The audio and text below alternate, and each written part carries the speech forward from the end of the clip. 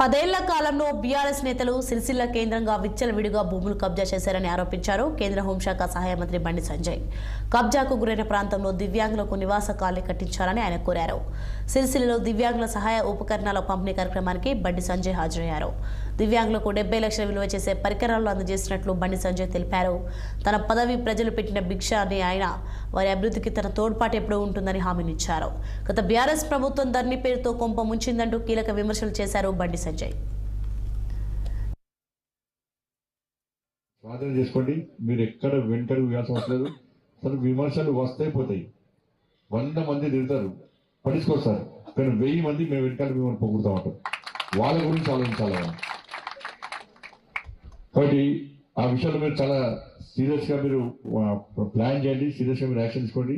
ఎందుకంటే ఒక విద్యా సంస్థ నెలకొల్పాలంటే కలెక్టర్ గారు ఫోన్ చేస్తే ల్యాండ్ లేదంటారు, ఫోన్ చేస్తే ల్యాండ్ లేదంటారు. కబ్జా చేయడం మాత్రం జాగ్రత్త దొరుకుతుంది. ఎకరాలు దున్నే మొత్తం పొట్టుపోతున్న పేరు ఏడలేదు. ధరణి పేరుతో మొత్తం కుంపంతం వచ్చారు. ఇవాళ ధరణి అనేది వాళ్ళకి ఒక మొత్తం ఆధారం అయిపోయింది వాళ్ళకి.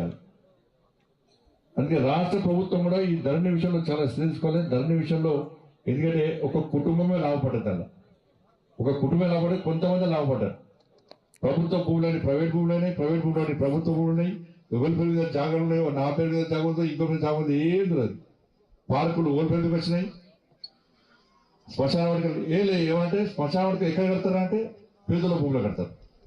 దళితులకు ఇచ్చిన భూములలోనే శ్మశాన వాటిక గుర్తొస్తారు.